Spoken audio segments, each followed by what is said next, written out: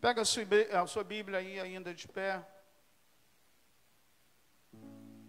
Deus, João Vitor.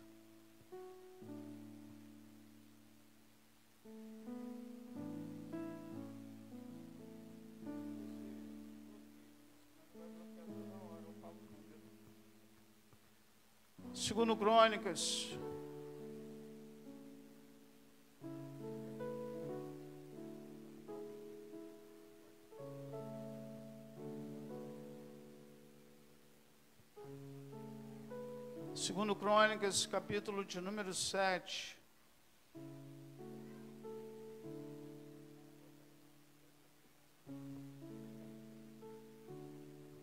Segundo Crônicas,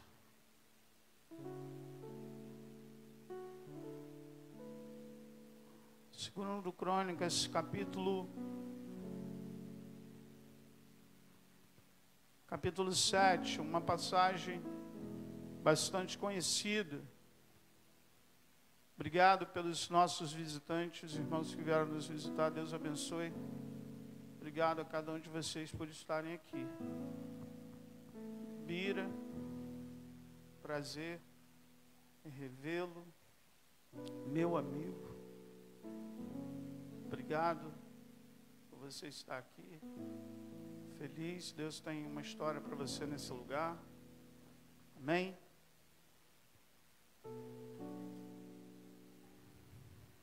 Capítulo 7, a partir do versículo de número 12. Quem encontrou, diga amém.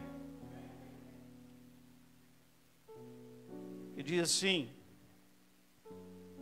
E o Senhor apareceu de noite a Salomão e disse-lhe: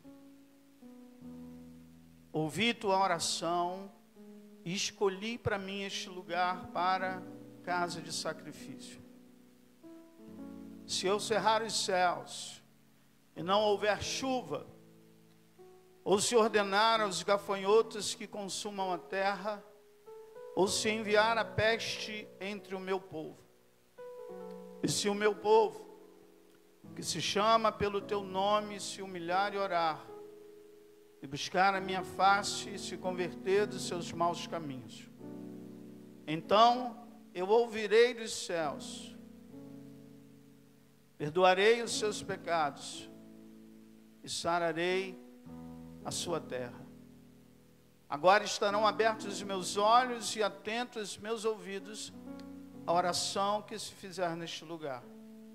Porque agora escolhi e santifiquei esta casa, para que o meu nome esteja nela perpetuamente. E nela estarão fixos os meus olhos e o meu coração todos os dias. Fique a sua Bíblia aberta e feche os teus olhos.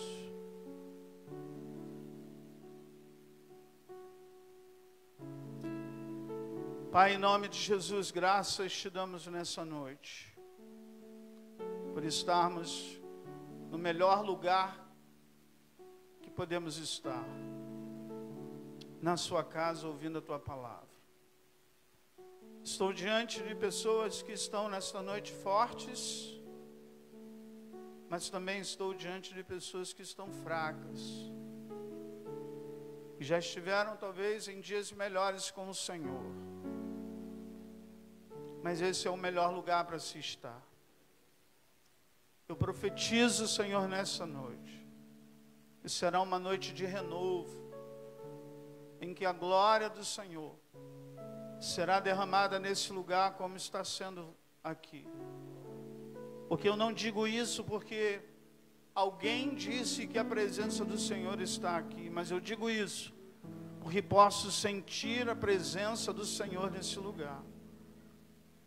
Que haja nesta noite, ó Deus, sensibilidade do teu Espírito.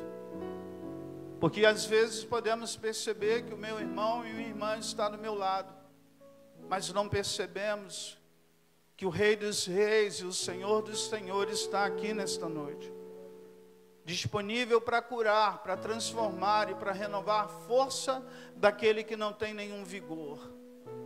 Eu entrego cada pessoa que entrou por essas portas em tuas mãos. Que a tua palavra nesta noite venha como remédio para a alma, venha, Deus, como um remédio para curar as feridas, para transformar todos que vieram não porque foram convidados, que vieram não para conhecer a igreja, mas vieram porque o Teu Espírito Santo trouxe a cada um nesse lugar. Fale conosco nesta noite, em nome de Jesus. Aleluia. E graças a Deus. Você pode se sentar aí, dando um glória a Deus. Segundo Crônicas 7, 14 é um texto que todos nós conhecemos muito bem. Esse texto, ele começa com uma história de Davi. Ele começa como resultado de um sonho que Davi teve. Por um momento na sua velhice, Davi, de todos os seus feitos, Davi agora tem um sonho que era construir para o Senhor um templo. Porque ele olhou para a sua casa e ele viu que não havia um templo para adorar ao Senhor, porque até então o templo era móvel.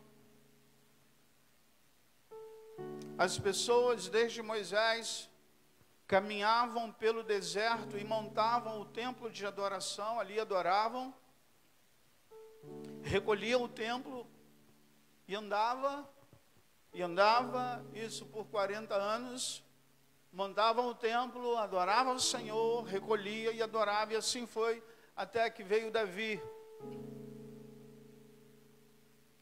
E Davi desejou no seu coração construir um templo para Deus. Um templo que não seria mais móvel, mais fixo. Obrigado, minha irmã. Obrigado.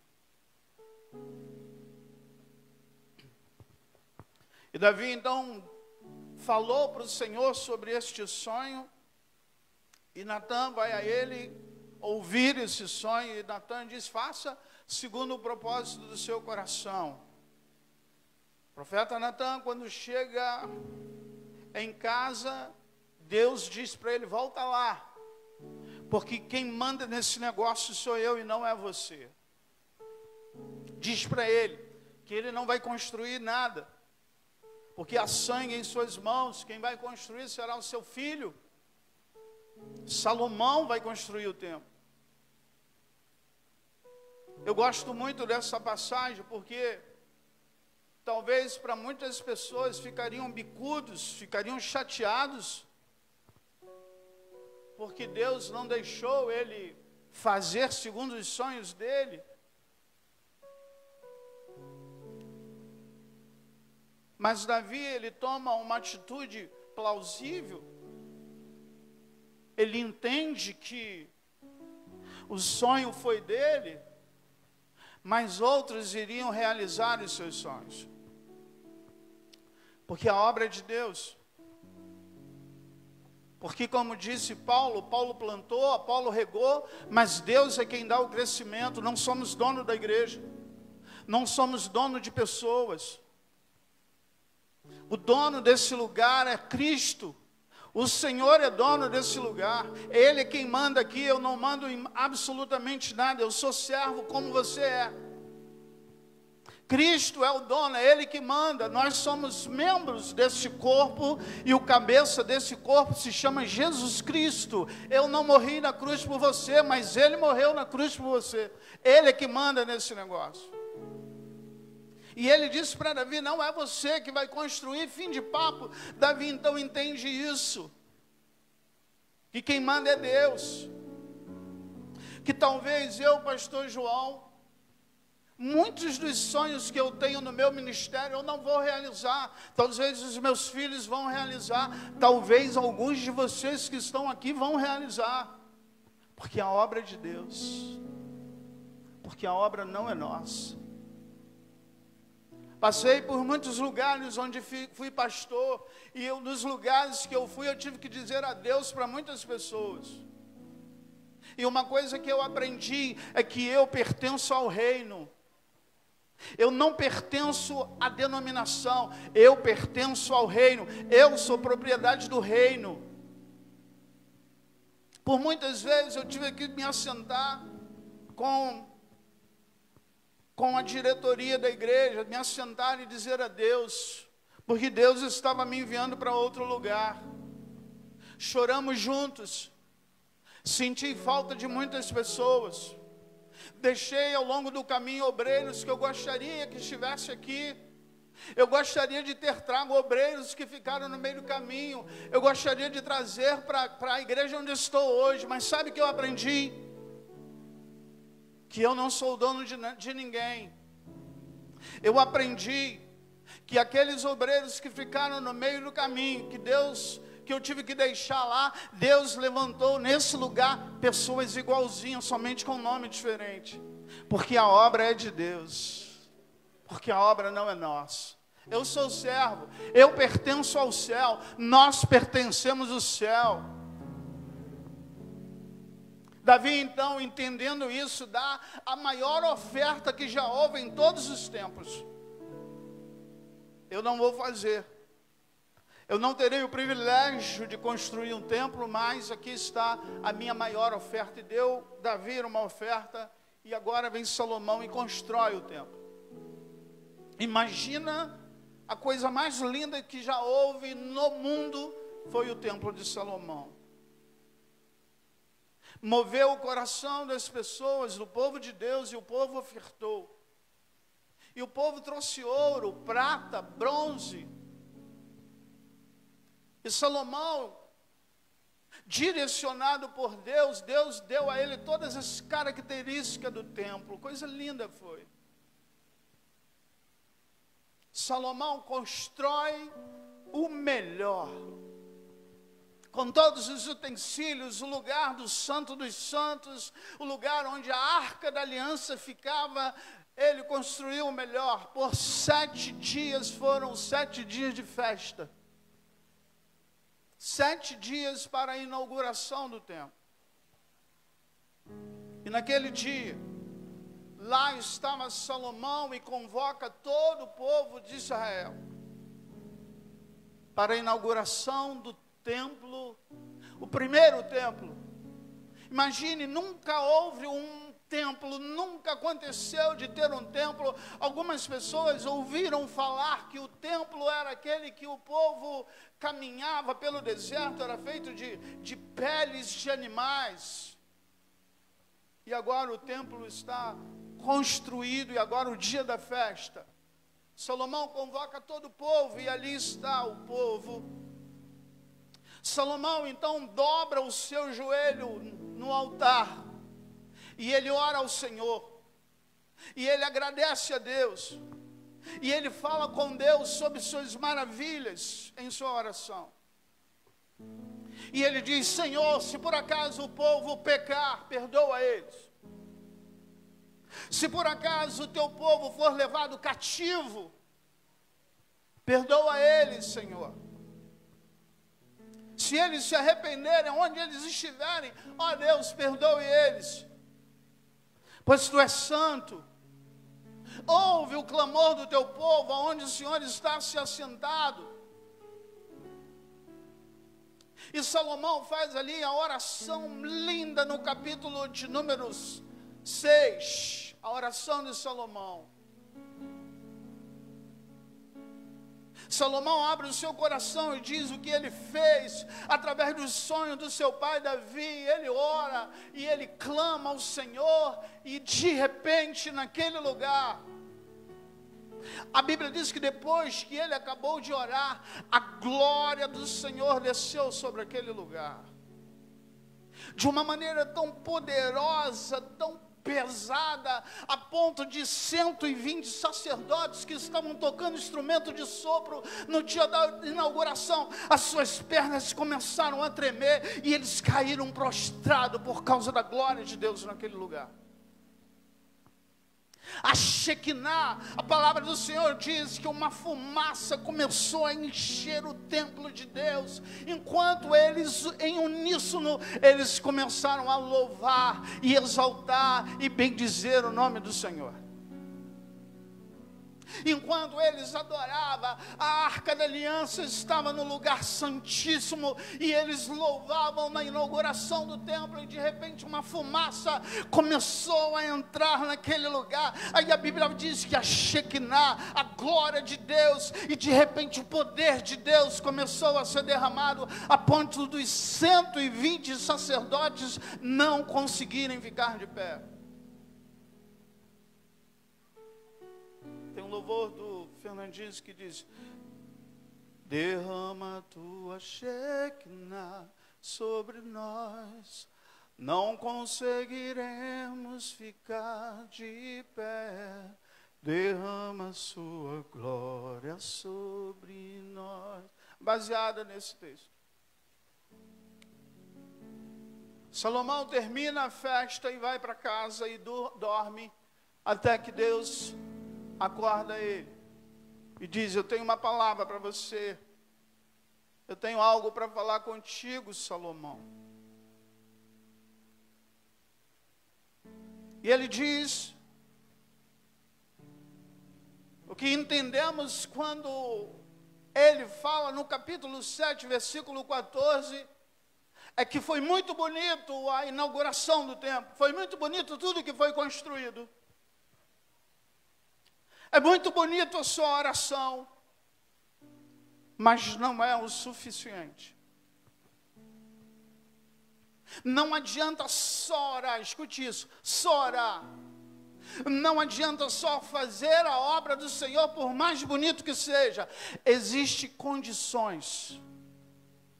Porque há muitas pessoas que estão orando, fala a verdade, há muita gente aqui que está orando, mas nada acontece. Sabe por quê?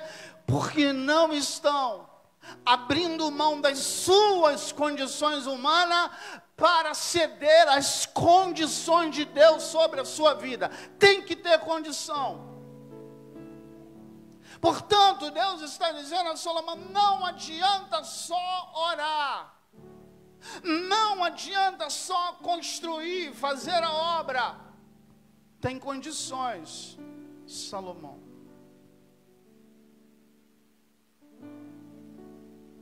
As condições para mim, para a sua vida, não é as suas condições, não é viver da maneira que você quer viver. Não é viver do seu jeito, é viver do jeito de Deus. Se você quer bênção para a sua vida, você precisa aprender a viver do jeito de Deus. As condições são bíblicas, e as condições são segundo os costumes da sua igreja, que são baseados na Bíblia. Você precisa viver de acordo com a Bíblia. Você precisa aprender a viver de acordo com a doutrina da sua igreja, desde que a doutrina da sua igreja esteja baseada na Bíblia.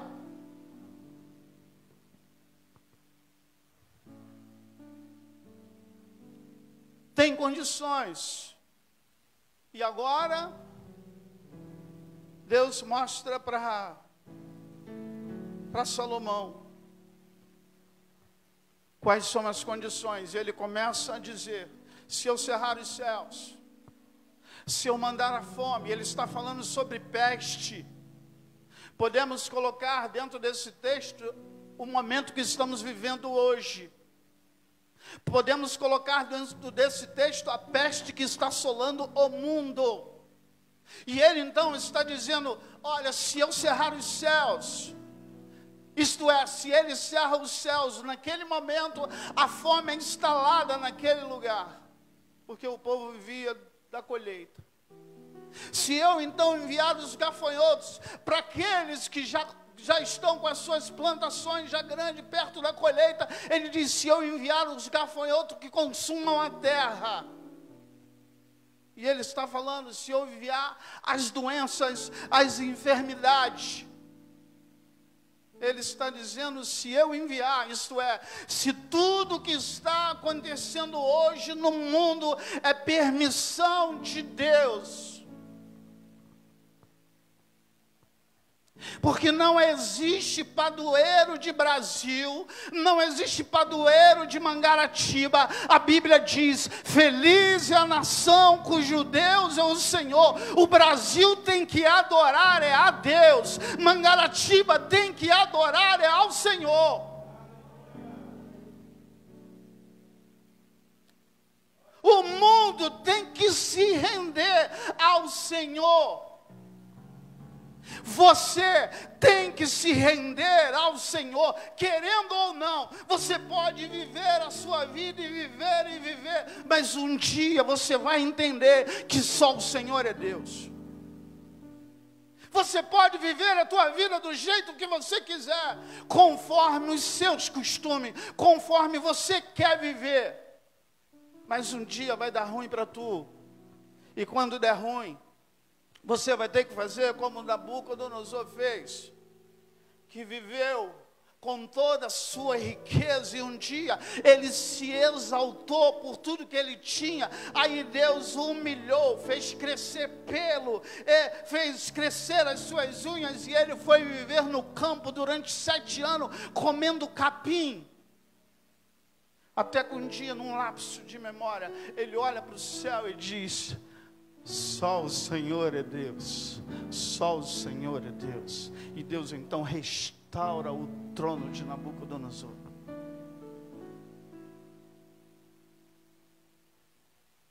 Portanto, o que estamos vivendo hoje no mundo é permissão de Deus. Mas Deus é ruim? Não, Deus é bom. O problema é que a humanidade está colhendo o que ela plantou. Muitos dos que estão aqui nesta noite podem culpar o que for, mas muitos estão vivendo segundo o que você plantou. E Deus então diz: se eu então cerrar os céus, por causa da desobediência do povo, eu vou cerrar os céus, eu vou enviar gafanhoto, eu vou enviar a peste. Mas tem uma solução, tem uma esperança. Aí ele começa a dizer: e se o meu povo... Sabe o que é mais tremendo? É que esta palavra não é para o ímpio, é para o meu povo. E sabe o que é mais interessante? Que no meio das característica que ele vai enviar para o seu povo, está lá dizendo assim: se o meu povo se arrepender dos seus maus caminhos. Ele está dizendo: meu povo, isto é, o povo escolhido que vem para a igreja, que adora ao Senhor, precisa se arrepender. Precisa se arrepender dos seus maus caminhos. O texto está dizendo: então eu ouvirei do céu. Isto é, tem oração que Deus então não ouve. Porque Deus não ouve o rebelde. Deus não ouve aquele que não se arrepende dos seus maus caminhos. E Ele está dizendo: se o meu povo, se a minha igreja, se aqueles que me adoram, se aqueles que vão para os cultos, é o meu povo que pode mudar a história da humanidade. É o meu povo que pode mudar a história da nossa cidade. Nós estamos reclamando, estamos dizendo que a culpa é do prefeito, a culpa é dos vereadores, a culpa é do povo de Deus. A história da Bíblia não diz que reis transformaram nações, diz que homens de Deus transformaram nações. Diz que homens cheios da presença de Deus transformaram nações. E se o meu povo, que se chama pelo meu nome,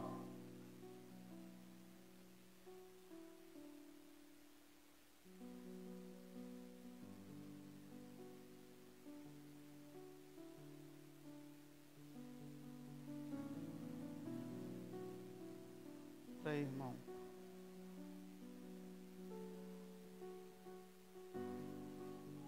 vem aqui, João Vitor, para mim.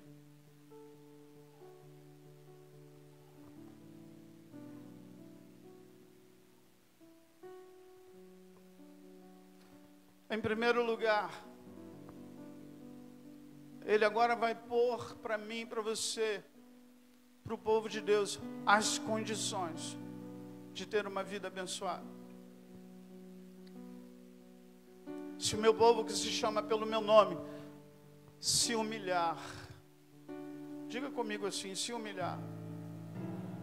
Chega mais alto, se humilhar. Eu quero que você grave isso. Escute. Em Filipenses capítulo de número 2. Essa palavra se repete lá, se humilhar. Portanto, que haja em vós o mesmo sentimento que houve em Cristo Jesus. Aí começa a dizer que Ele, sendo Deus, abriu mão, isto é, abriu mão de ser Deus para ser homem. E a Bíblia diz que Ele se humilhou. Essa mesma palavra está lá. Se humilhar não quer dizer ser envergonhado. Se humilhar quer dizer ser rebaixado. E lá também está dizendo, se submeter a algo imposto por alguém, que foi o que Cristo fez. Que haja em nós o mesmo sentimento que houve em Cristo Jesus, porque Ele se humilhou, isto é, Ele, sendo Deus, assumiu a forma de homem, porque Ele se submeteu, que está em João 3,16, pelo que Deus amou o mundo de tal maneira, que deu o seu Filho, foi Deus que tomou a atitude de dar o Filho. Jesus então se submeteu a algo imposto, não por Ele, mas pelo Pai. Quando agora em 2 Crônicas 7,14 está dizendo, se o meu povo, que se chama pelo meu nome, se humilhar, ele está dizendo, se o meu povo entender que ele precisa se submeter, porque tudo que acontece na vida dele é eu que faço. Se você que estiver passando por um momento difícil, por luta, se submeta, porque Deus tem um propósito na sua vida. Se o meu povo, que se chama pelo meu nome, se humilhar, se submeter, porque na tua vida cuida o Senhor, é Deus que está determinando todos os segundos da sua vida. Pastor, eu estou passando por um momento difícil. Abra a tua boca e dê glória a Deus, porque o Deus que servimos, Ele não é ruim, Ele tem um propósito na sua vida. Pastor, eu estou passando por um momento financeiro muito difícil. Se submeta, Deus não vai deixar faltar o pão. Se submeta. Como assim, pastor? Glorifica e exalta o nome do Senhor, porque Ele tem propósito. Se humilhar.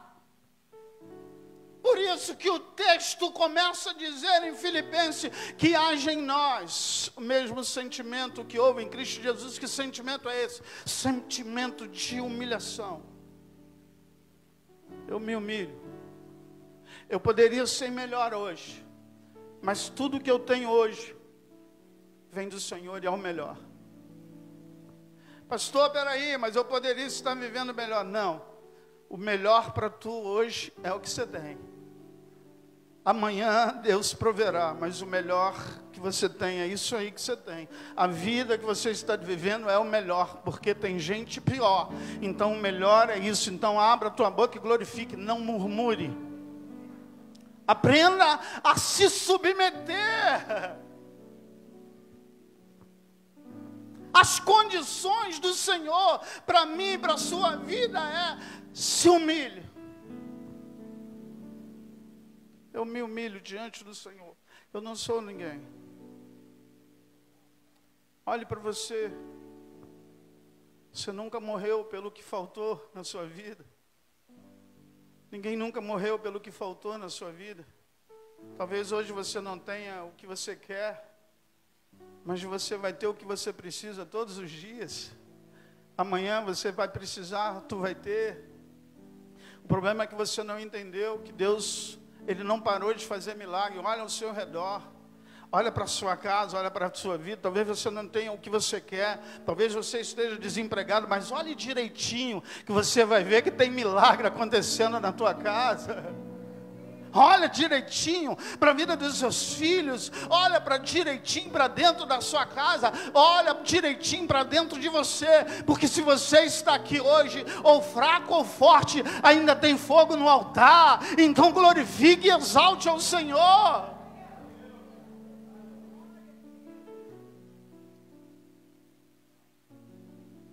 E se humilhar as condições do Senhor, e orar. Diga comigo, e orar. Diga, e orar.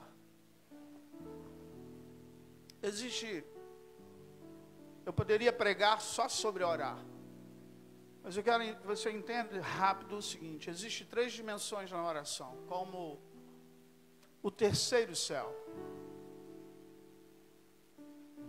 Quando em Gênesis a palavra diz, e criou Deus os céus, está no plural. Paulo tem uma experiência com Deus, ele diz assim: eu fui levado, não sei se no corpo ou do espírito, ao terceiro céu. No livro de Atos, Estevão olha para os céus, a Bíblia está falando no plural céus, e a Bíblia diz que os céus se abrem, e ele vê Deus sentado no trono, e Jesus em pé à sua direita. Quando ele impõe as suas condições, depois ele vai dizer no texto de 7:14, 2 Crônicas, então eu ouvirei dos céus, está falando no plural, eu ouvirei dos céus. Deus está sentado no terceiro céu, isto é, existe o primeiro céu, que é esse que eu e você conseguimos ver, as nuvens. Este céu, que às vezes as nuvens ficam escuras, esse que eu consigo enxergar é o primeiro céu. E depois tem o céu de Gênesis, que Deus criou as constelações, os planetas. Eu não consigo ver, é o segundo céu. E depois tem o terceiro céu, que a Bíblia diz que Deus está assentado lá no seu trono. E existe na nossa oração os 3 estágios importantíssimos. O primeiro é aquele céu humano. É quando você começa a orar. Escute isso, irmãos. Se você aprender isso, você vai aprender a orar. Você começa a orar e você tem uma guerra com a sua humanidade. Você tem a guerra com o cansaço, você tem a guerra com o sono, você tem agora a guerra com os barulhos, com as pessoas. Esse é o primeiro estágio da oração. Quando você para ali, porque você está com sono, você não consegue atingir o segundo céu. O segundo estágio da oração é o estágio espiritual, da guerra espiritual. Daniel capítulo 10, Daniel está orando por 21 dias. No primeiro dia da oração, a sua oração foi ouvida lá no Senhor. Mas no 21º dia, o anjo vem até ele dizer assim: olha, nós recebemos a oração no primeiro dia, só que teve uma guerra espiritual. O príncipe da Pérsia travou uma luta. Aí Miguel, arcanjo, anjo de guerra, veio e acabou com ele. Aí eu consegui chegar. Esse segundo estágio da oração é quando você rompe a sua humanidade. Eu estou com sono, mas eu vou ficar aqui orando. Eu estou cansado, mas eu preciso orar. Eu preciso que Deus ouça a minha oração. Eu não consigo, eu estou cansado, pois eu não dormi à noite, mas eu não quero dormir. Eu quero ficar clamando a Deus. Eu preciso ficar orando. O cansaço não vai me vencer. Aí você agora consegue alcançar o segundo céu e a luta espiritual começa a acontecer. É nesse momento que os demônios que estavam assolando a sua vida e a sua família começam a cair por terra. É nesse momento que há uma luta espiritual. Ela realmente começa a acontecer quando você consegue atingir o segundo estágio da sua oração. Aquela pessoa que está fora da presença de Jesus está lá. Agora você consegue atingir o nível espiritual. Aí Deus dá ordem a anjos ao teu respeito. Olha. Aí os demônios que estavam assolando aquela pessoa, Deus dá ordem a teu respeito, e os anjos começam a travar uma luta contra os demônios que estão tentando destruir a sua família, destruir a tua casa, destruir o teu casamento. Agora a guerra começa a ser travada.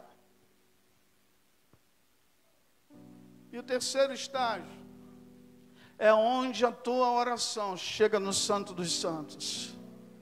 Já reparou que esse momento espiritual é diferente do primeiro estágio, onde você fica procurando palavras para orar? Aí chega um momento que Deus começa a colocar as palavras na sua boca. Aí você começa a orar em espírito.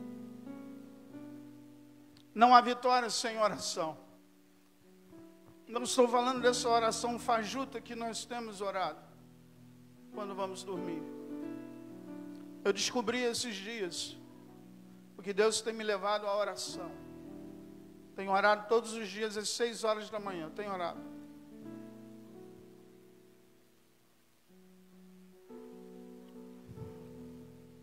O avivalista do país de Gales, chamado Evan, ele foi pregar numa igreja. Eu disse isso aqui. Ele orava 3 dias, ele orava por dias, e ele pregou numa igreja onde havia 800 pessoas esperando por ele. Ele entra naquela igreja, as pessoas estão na expectativa esperando por ele. Ele vai lá para frente direto, se ajoelha no altar e começa a orar. Todos deviam estar na expectativa. Bom, ele está orando antes de pregar. Todo mundo faz isso. Ele orou por 3 horas naquele altar. As pessoas esperando. Inventa alguma coisa, porque ele ainda está orando 1 hora, 2 horas, 3 horas. Ele então levanta do seu joelho e prega 15 minutos. E a glória de Deus foi derramada naquele lugar. Não há vitória sem oração. As condições de Deus para uma vida abençoada, se o meu povo orar. O meu povo precisa orar. E o povo de Deus, ele está falando, se o meu povo, se o meu povo, ele está falando de você e dessa pessoa que está do seu lado. Mas a verdade é, você não gosta de orar. Você gasta tempo na televisão, você gasta tempo no celular, mas não gasta tempo para que a tua oração chegue ao terceiro céu. As pessoas querem vitória, amém? Oh, aleluia, eu quero vitória. Se eu pregasse agora uma palavra de vitória, todos estavam levantando as suas mãos e dando glória a Deus. Mas a vitória está se o meu povo orar, se o meu povo clamar, se o meu povo orar. Nós precisamos orar. O povo não gosta de orar. Hoje, na oração das mulheres, tinha 1% da nossa igreja orando. 1%. Porque as pessoas não querem se submeter. Há algumas pessoas que não vêm orar porque não podem orar. Há algumas que ligam dizendo, olha, eu não vou hoje para a oração, porque aconteceu isso, isso e isso.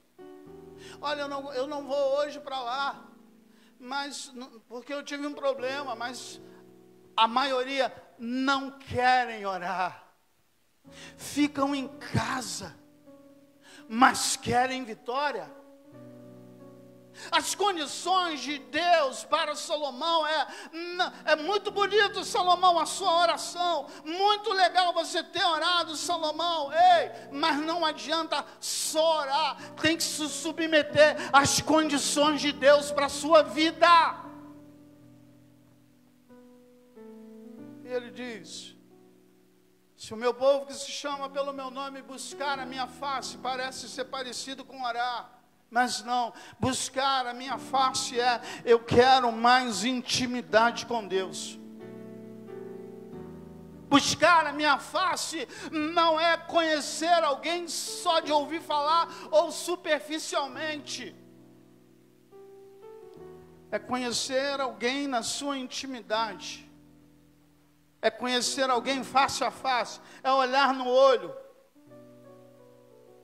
É chamar alguém de amigo, e amigo você traz para dentro da sua casa, amigo você convive, amigo você gasta horas conversando. Buscar a minha face é diferente de orar. Eu vou para a igreja orar, eu vou para a igreja clamar, eu oro com o povo, mas eu tenho a minha vida pessoal com Deus. Eu quero mais de Deus. A minha oração às 6 horas da manhã não é orar pela igreja. Eu reuni aqui os pastores, os meus irmãos. A minha oração de 6 horas da manhã não é orar pela igreja, não é orar pela família. É pedir ao Senhor que avive a minha alma. É pedir a Deus: aviva a minha alma. Eu preciso de algo mais de Cristo. Eu preciso buscar a face do Senhor. Eu preciso de algo de Deus para a minha vida. Eu preciso de algo maior de Deus. Eu não posso mais viver de um testemunho, numa experiência sobrenatural que eu tive com Deus há muitos anos atrás. Eu quero mais de Deus hoje. Eu não quero mais viver algo superficial. Eu não quero, a minha oração às 6 horas da manhã eu estou buscando a face de Deus. Eu quero mais de Deus. E só recebe mais de Deus quem busca, quem dá de si mais para Deus. Porque você quer muito de Deus, mas você não faz mais nada para Deus. Estou falando de fazer a obra, eu não estou falando de fazer coisa, eu estou falando de buscar a face do Espírito Santo e dizer: eu não saio daqui sem que o Senhor me abençoe. Eu não sei como é que você consegue viver, como muitos conseguem viver, durante tantos anos de uma vida superficial com Deus. Eu não sei, não sei. Como as pessoas conseguem viver e dizer: eu sou crente, vai para a igreja, é só isso. Até lágrimas, tem muita gente que há muitos anos não derrama uma lágrima na presença do Senhor. Deixe-me te dizer uma coisa: todas as vezes que o Espírito de Deus estava em algum lugar, o corpo físico não consegue suportar a sua presença. Moisés ficou orando 40 dias no monte. Quando ele voltou, alguma coisa no seu corpo estava diferente. A face dele brilhava. As pessoas não conseguiam olhar para ele.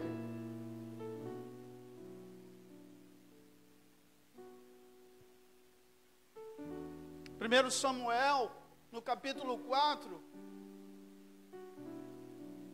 eles foram guerrear contra os filisteus. Perderam, 30.000 homens morreram, eles voltaram. E alguém disse assim: nós perdemos porque a presença de Deus, isto é, a arca da aliança,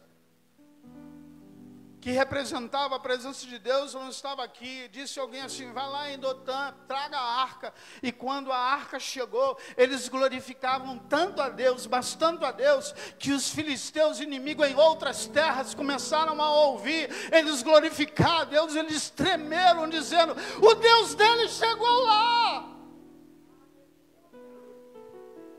Porque a presença de Deus, quando ela está no mesmo lugar que eu estou, o meu corpo físico não consegue ser o mesmo. É por isso que uns glorificam, uns falam em línguas, alguns profetizam, mas o corpo está dizendo, oh, ele chegou aqui.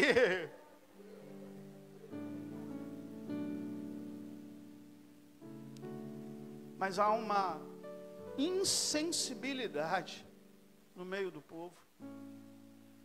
Eu estou aqui, a palavra do Senhor diz que onde estiver 2 ou 3 reunidos no meu nome, Ele diz, ali eu estarei. Portanto, eu digo biblicamente, com muita convicção, que Ele está aqui nesta noite, mas há muitos aqui que não perceberam sua presença, porque a frieza espiritual já se instalou na sua vida. Frios espiritualmente, não conseguem perceber que o Espírito Santo está aqui, os milagres não acontecem mais, os sinais não acontecem mais, o sobrenatural não acontece mais, consegue entrar no mesmo lugar onde o Espírito Santo está e sair da mesma maneira. A frieza espiritual se instalou na igreja. O povo está frio, insensível. Sabe por quê? Porque não busca a face de Deus. Tantos anos na igreja, virou tecnicamente um membro, vai para o culto, coloca sua roupa, vai para o culto, até adora, talvez até dá algumas glórias a Deus. Mas quando buscamos a face de Deus, a face do Espírito Santo, quando nós somos cheios do Espírito Santo, aquilo que eu tento na minha vida mudar, já não é mais uma luta, porque o Espírito Santo começa a mudar o meu caráter. Buscar a face de Deus. E se o meu povo, Ele está falando contigo, você que é o povo de Deus, e se o meu povo buscar a minha face. Jacó, na sua guerra com aquele anjo, na sua luta com aquele anjo, ele disse assim, o anjo disse para ele, me larga que eu quero ir embora. Ele disse, eu não te largo até tu me abençoar. Eu não saio daqui até você me abençoar. Entende isso, irmãos?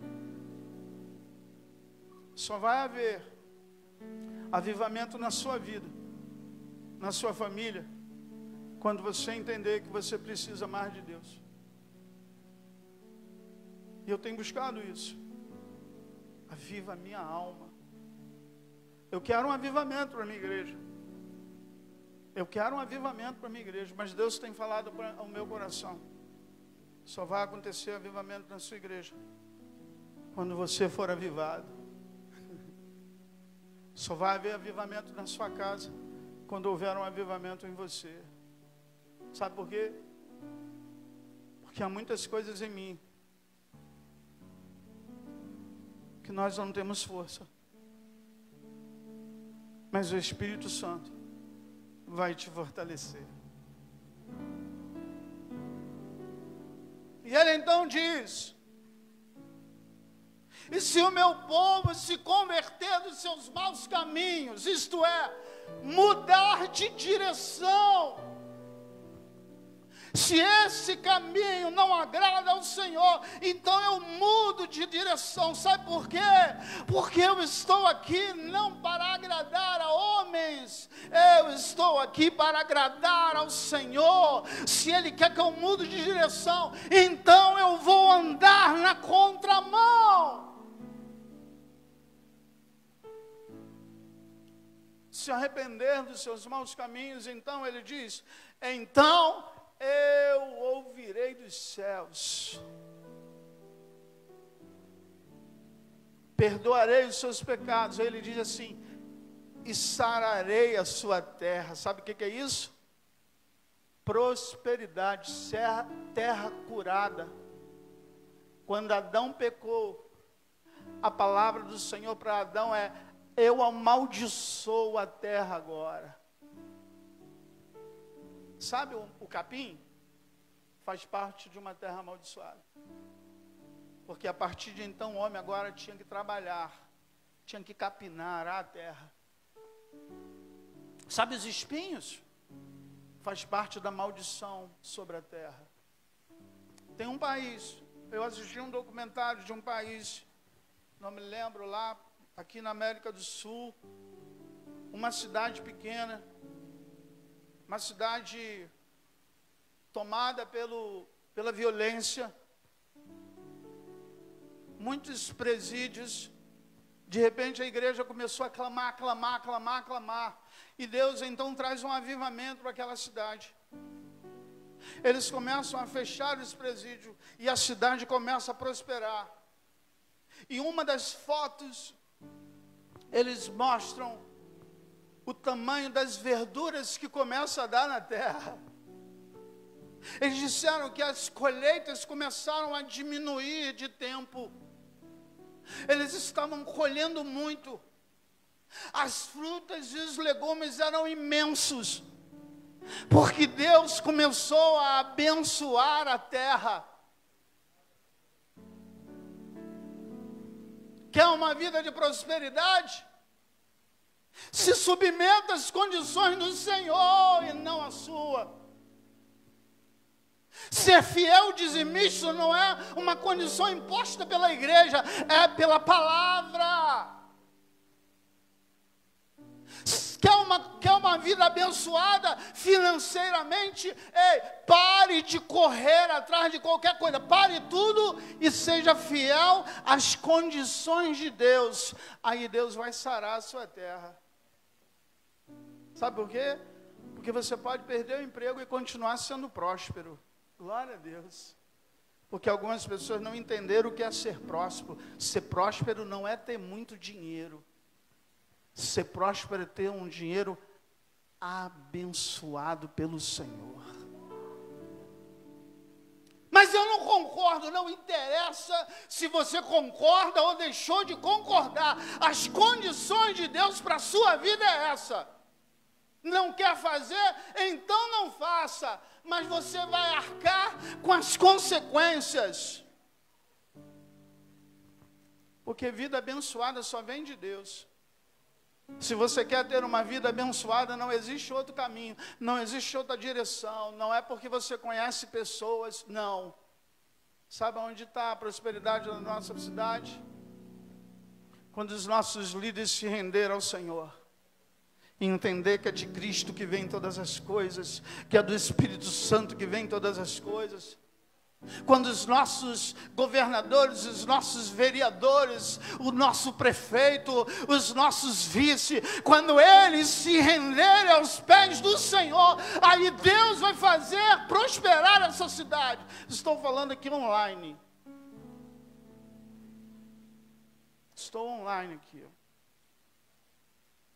Quando o nosso prefeito se render ao Senhor, quando os nossos vereadores se renderam ao Senhor, a palavra do Senhor vai se cumprir. Feliz é a nação cujo Deus é o Senhor. A nossa esperança não está na vacina, não. A nossa esperança está em Cristo Jesus.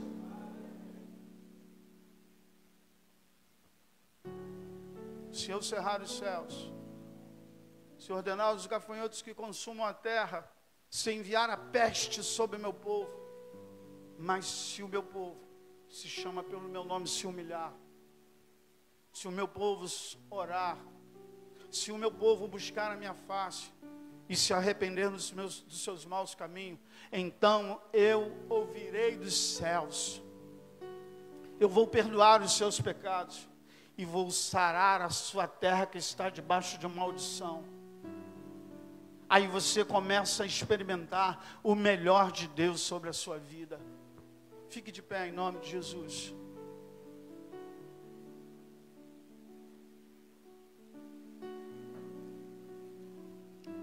Jesus disse uma vez uma palavra muito dura para o povo que o seguia. Tem que ser desse jeito, tem que negar a si mesmo. Tem que pegar a sua cruz e me seguir. Tem que negar os seus ideais. Não me interessa se concorda ou não concorda, é do meu jeito. Tem que negar a si mesmo. Quando ele disse esta palavra, o povo disse, dura palavra é esta, e todos foram embora. E os discípulos ficaram, e Jesus disse, não gostou também não? Pode ir embora. E Pedro disse, para onde eu irei? Se só tu tens a palavra de vida eterna. Em Cristo está a bênção para minha e a solução para minha e a sua vida. A esperança do nosso Brasil, da nossa cidade, do mundo, está em Cristo. A esperança para o teu casamento está em Cristo. A esperança para a sua família está em Cristo. A esperança para os teus filhos está em Cristo. Mas está na vida daquele que se submete. Eu abro mão do que eu acho. Eu abro mão se eu concordo ou não. Eu estou aqui para fazer conforme Cristo quer. Aí você vai experimentar o melhor de Deus. Porque o melhor de Deus ainda está por vir sobre a sua vida. Feche teus olhos.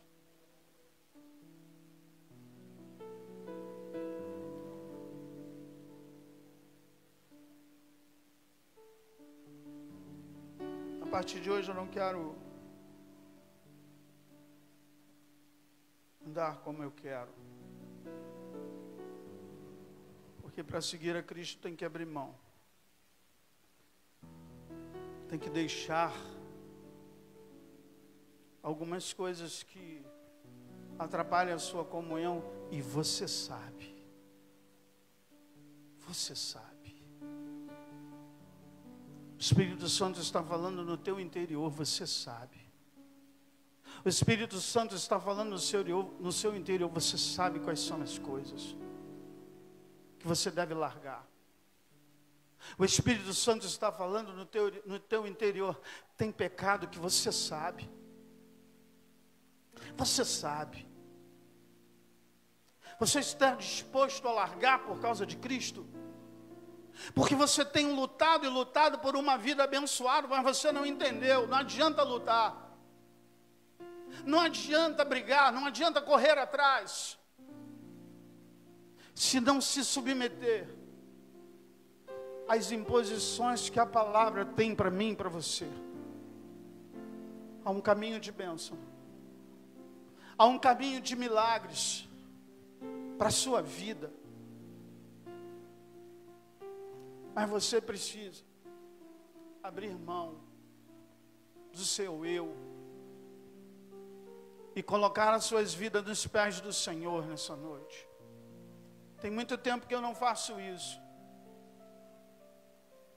Eu tinha dito para Deus, eu não iria mais chamar as pessoas no altar para orar. Eu não iria. Mas Deus está colocando isso ao meu coração. Eu quero orar por sua vida. E eu quero que você que recebeu esta palavra saia do seu lugar e venha no altar.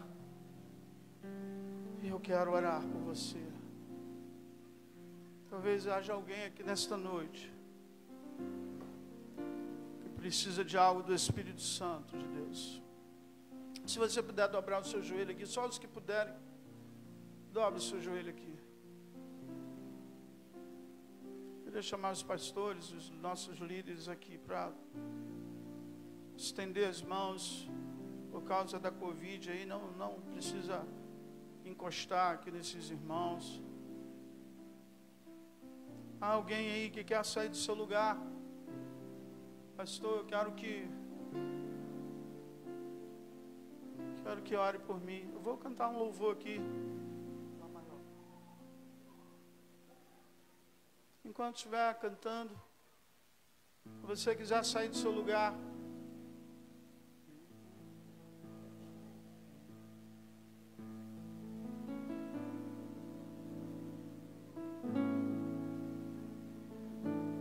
se tu olhares, Senhor, para dentro de mim,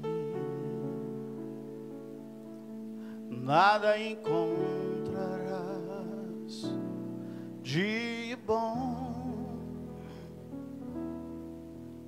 mas um desejo eu tenho de ser transformado Preciso tanto do teu perdão, dai-me um novo coração,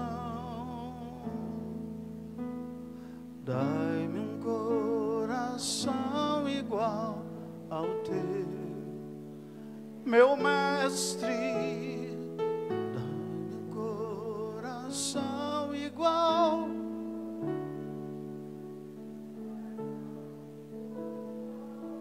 Oh, aleluia. Não é o meu querer, não é o meu querer, é o de Cristo. Se nesta noite você quer deixar no altar algumas coisas, sai do seu lugar. Eu quero deixar no altar esta oportunidade que Deus está nos dando de publicamente dizer: eu deixo no altar algumas coisas que eu preciso mudar, porque eu estou aqui para andar conforme Cristo e não conforme a mim.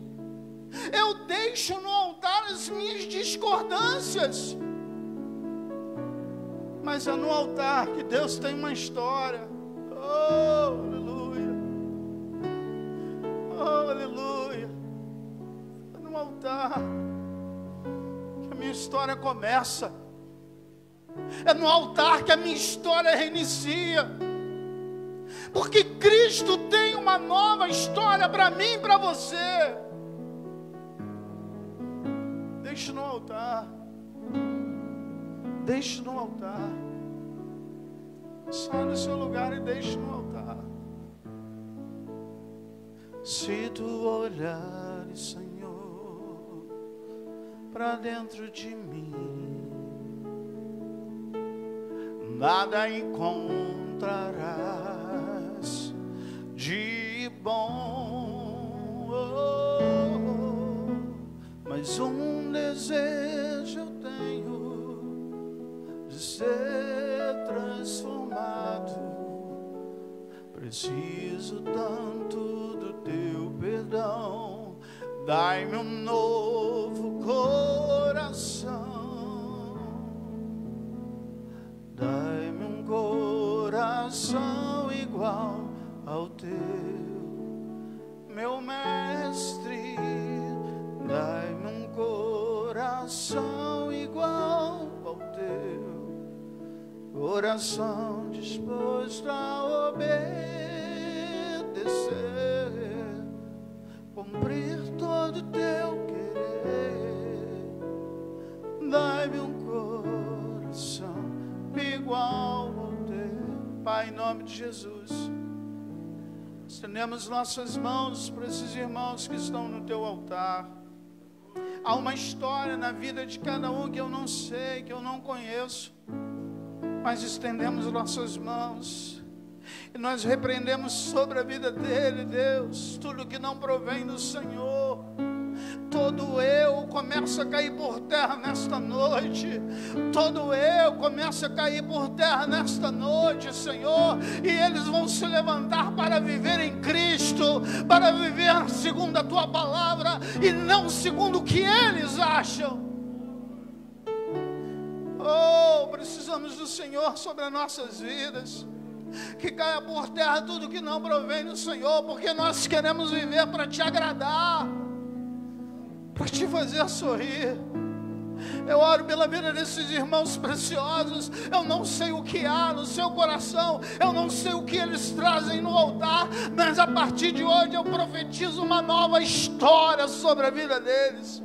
Uma história de honra, uma história de dupla honra, uma história de honra, porque o Senhor, oh Deus, o Senhor é um Deus que honra, portanto honra Ele, Senhor, honra Ele, Senhor, que o diabo ao chegar perto dele não encontre nada para acusá-lo, porque a vida deles estão alicerçada em Cristo Jesus. Oh Senhor,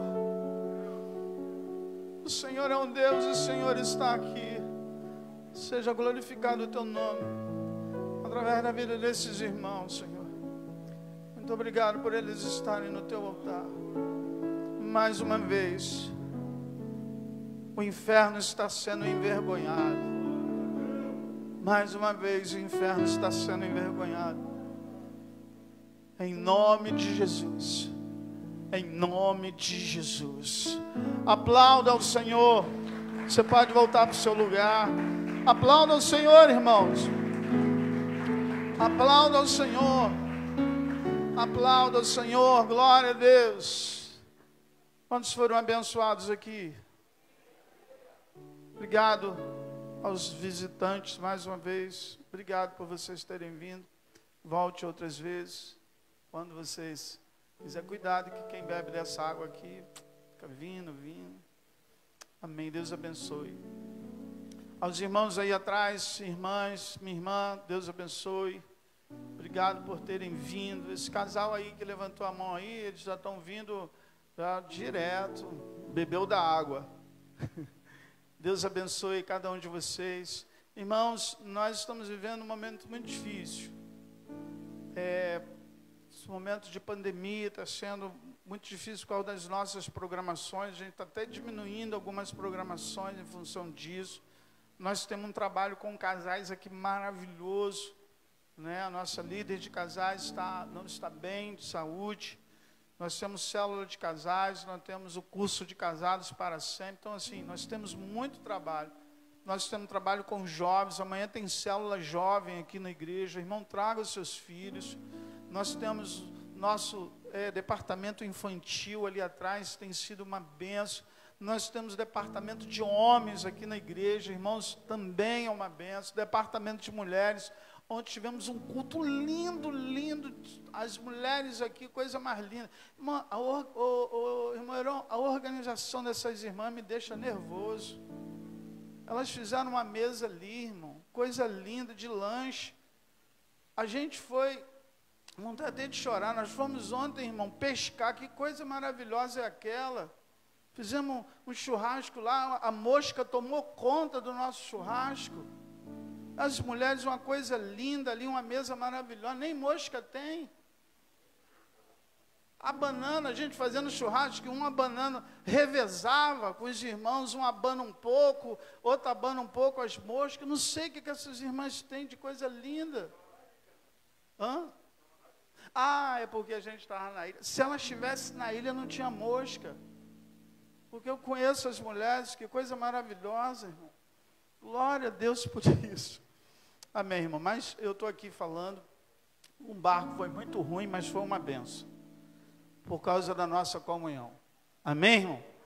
Os homens aí estão rindo. O barco, foi, né, irmão André? Foi muito ruim o barco. Misericórdia. Enguiçou o barco, para quem não sabe, o barco enguiçou no meio do mar, com a gente dentro. Eu vi um homem velho quase chorando. Tivemos que pedir socorro a uma embarcação que encarnou no nosso barco e rebocou a gente até aqui. Soltei envergonhado aqui. Mas foi uma benção. A nossa comunhão é que valeu a pena. Amém, irmãos? Eu glorifico aos irmãos que não puderam ir. Deus te deu um livramento. Mas foi, eu estou aqui brincando, irmão. Eu não critiquei, não falei nada, não reclamei. Porque foi uma benção. Eu vou te falar uma coisa, se desse tudo certo, a gente não ria. Não é isso? Se desse tudo certo, o barco fosse maravilhoso, a gente não ia rir. Esse irmão aqui chegou com a cara preta na ilha da fumaça que soltava o barco. Mas foi, eu ri da cara preta dele. Se o barco não soltasse fumaça, eu não ia rir. Olha que coisa linda. Então foi uma benção, irmãos. A gente precisa aprender a pegar coisas boas dessas coisas. Então, glória a Deus por isso. Vamos ter outro passeio, não de barco mar, a gente vai para o shopping e tal, mas vamos ter outro passeio dos homens. Amém? Amém. Deus abençoe. Vamos orar, agradecer ao Senhor em nome de Jesus. Pega o microfone daqui, pastor Renato, orar. Estamos aqui, irmãos, quarta-feira às 19h30.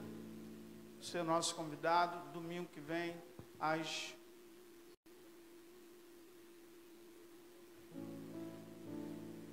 Tá. Eu vou comunicar não, que eu tenho uma pessoa para indicar. Amém? Vamos orar. Vamos orar, pastor. Amém. Ó Deus, nós te louvamos. Te agradecemos por esses minuto que tivemos aqui, Senhor, na tua casa, ó Deus, ouvindo a tua palavra, te louvando, se alegrando, Senhor, por esse momento maravilhoso de estarmos juntos. Porém, nós vamos sair do teu santuário, Senhor, mas não da tua presença. Que a tua presença possa estar com cada um de nós, no nosso lar, no nosso trabalho, na nossa semana. E que a tua glória, ó Deus, possa se manifestar cada dia na nossa vida. Pai, muito obrigado por tudo. Obrigado por cada família representada aqui nesta noite. Continue nos guardando, Deus. Continue, ó Deus, cuidando, velando de cada um de nós. A Ti eu oro, entregando esse culto em Tuas mãos e Te agradecendo no nome de Jesus. Amém.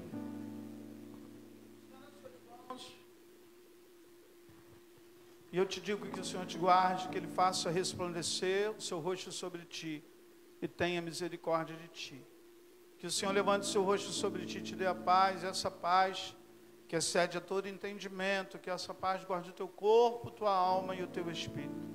Que essa paz guarde a tua entrada e a tua saída, não só hoje, mas para todos sempre. E que a igreja do Senhor diga amém. Aplauda o Senhor mais uma vez. Você tem uma semana abençoada, em nome de Jesus.